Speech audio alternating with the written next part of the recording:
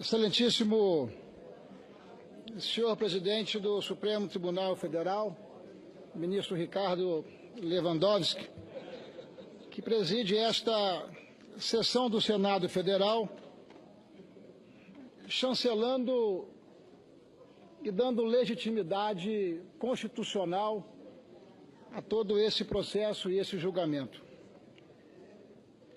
A hora da verdade, por certo, se aproxima. Em algumas horas, o Senado da República estará escrevendo mais um capítulo da nossa história.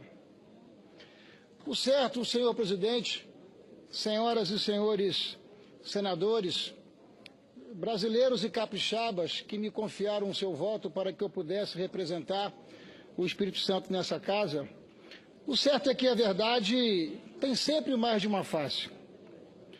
Mas o que nos interessa não é nem a minha, nem a sua verdade. O que nos interessa e tem que nos interessar é a verdade real, a dos fatos, aquelas que brotam das provas que foram colhidas ao longo de meses de trabalho no impecável relatório do competente senador Anastasia. É a verdade que está além, muito além das naturais e legítimas paixões envolvidas em um processo como esse. Se há uma certeza possível de se extrair de todo esse processo, é a de que a nossa democracia se fortalecerá ainda mais, assim como as nossas instituições, com o uso do impeachment como remédio constitucional para afastar o mau governante que pratica o crime de responsabilidade. Não estamos aqui decidindo sobre a honestidade pessoal da presidente afastada, mas sim sobre a ocorrência dos crimes de responsabilidade a ela imputados e a sua capacidade de continuar a nos governar e, mais ainda, de nos liderar.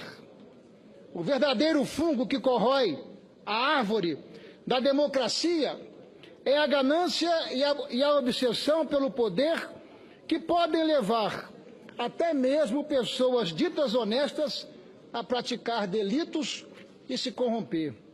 De certo, muitas lições precisam ser aprendidas por todos nós nesse dramático processo. Talvez a mais importante delas é de que em nossas vidas nada mesmo vale a pena a todo e qualquer custo para chegar a lugar algum. Definitivamente, senhor presidente, senhoras e senhores senadores brasileiros, definitivamente o crime não compensa. O afastamento de uma presidente da República por burlar as leis orçamentárias e fiscais é emblemático e precisa ter um desdobramento pedagógico no dia a dia da gestão pública brasileira.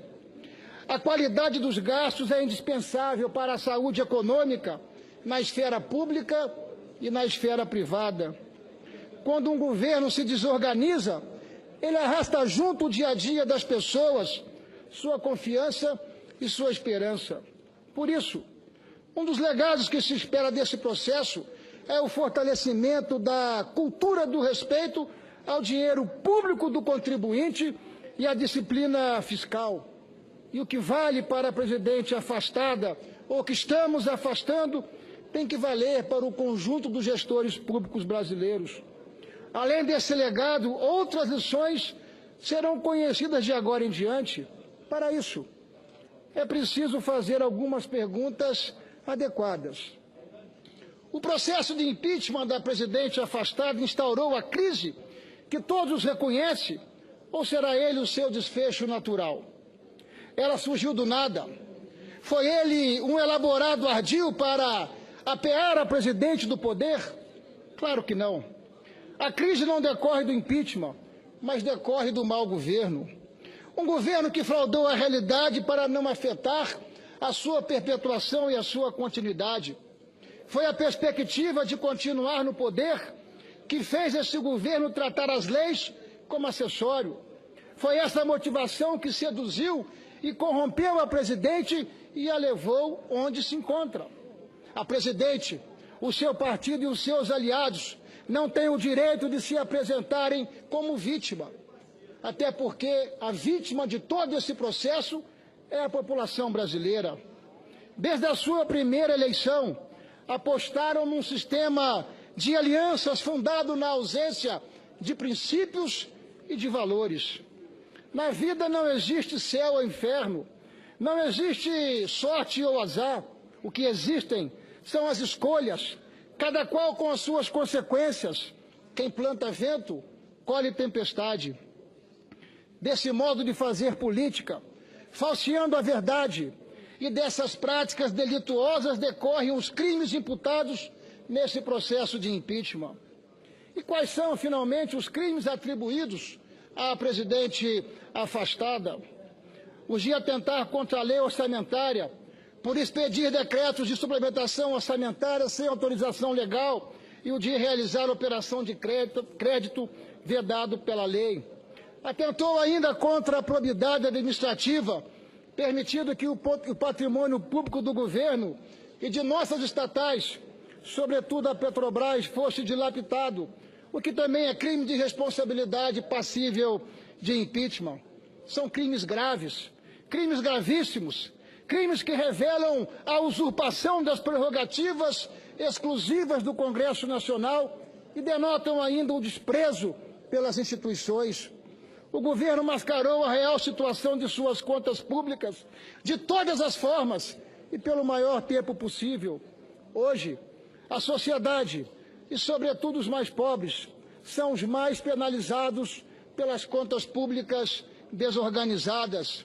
O impeachment não instalou a crise econômica, a crise política e, sobretudo, a crise moral. O impeachment é consequência da crise, seu desfecho e seu remédio absolutamente constitucional. Minha opção, senhor presidente, a minha opção, por certo, é pelo lado certo da história. Eu estou certo disso. Quem está afastando a presidente da República não somos nós. Foram as maiores mobilizações populares da história do Brasil.